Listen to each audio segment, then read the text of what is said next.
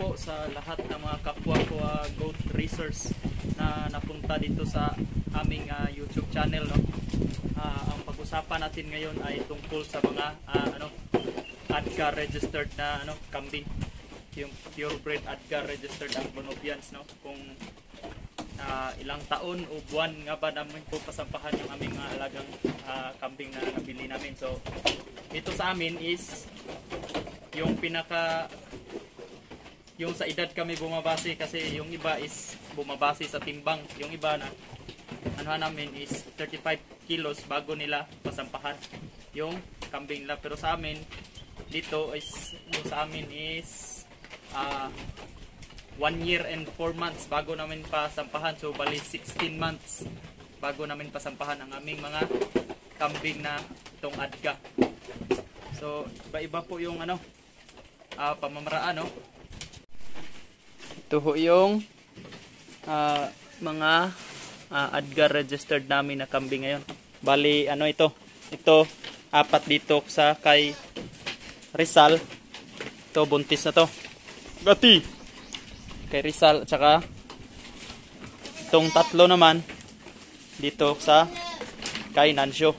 Ito si Nancio, ito yung Anglo-Nubian na unregistered.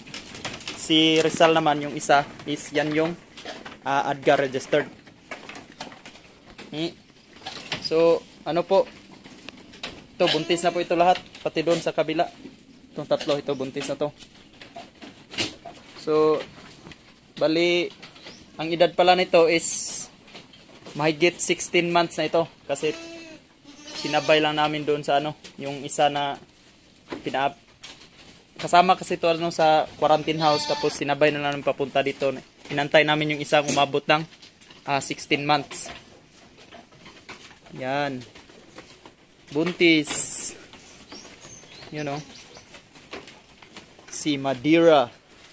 Yan, Madeira, Silvera. Ito naman si Bayumi. Yan, yung isa. Yan, kaya 16 months na namin bago to pinasampahan, para yung edad nila is kumbaga magaling na sila ng anak nila.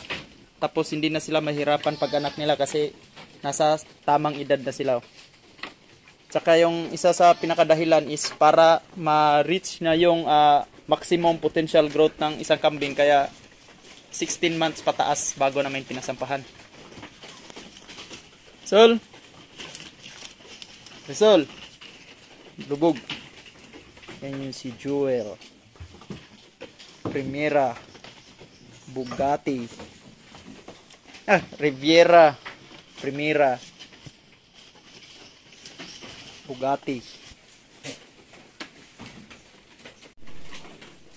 Dati kasi yung nasa pa kami, naka backyard pa kami, so pag naglalandi na yung kambing is tuwang-tuwa na kami, walang edad na limit. So kahit 5 buwan pa lang yung native namin na kambing is pasampahan na namin. So ang naman doon,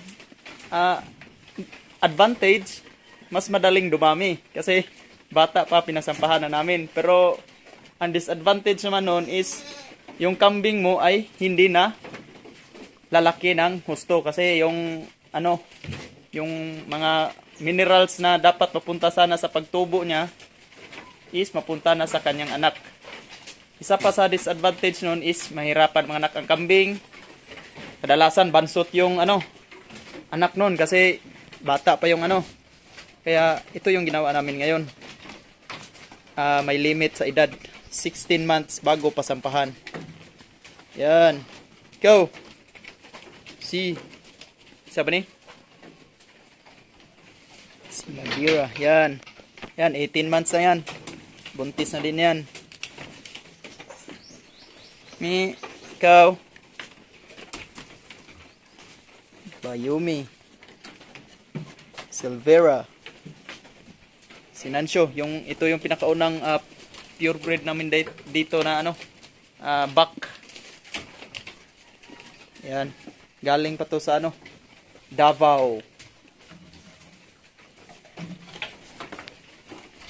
Ito galing to kay Si Morpheus. Galing kay Kalatagan Ubians. Ito naman si Neo. Yung galing kay Orbis. Neo.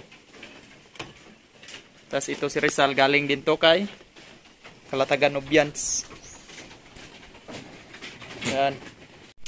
Isa pa sa disadvantage ng pagpapasampa ng maaga sa kambing is sa oras, aksaya, no? Kasi yung magiging anak nila is ito, pagbata pa ayaw magpadede, no? Kaya kailangan mo talaga ng oras, ikaw yung magpadede sa mga anak nila. Hindi kagaya ng nasa tamang edad na yung kambing is parang na ba? Yung sa tao mabait na.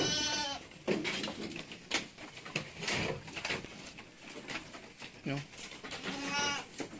Mainis nansyo kay dili kay mo kaskas diri sa balhibo sa kanding. Itong si Rizal kabkabo niyang likod dapit sa kanding.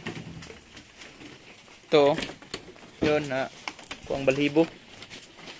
No. Sudlayunon. Ay kabkabasal.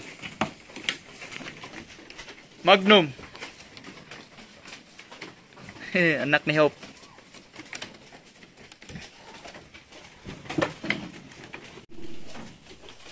Yun lang po at maraming salamat sa panonood. So kung may mga mali-mali man sa mga nasabi ko is pasensya na po at pa-comment na din po kung ano yung mga magandang suggestion nyo kasi naman kami, open naman kami sa mga suggestion.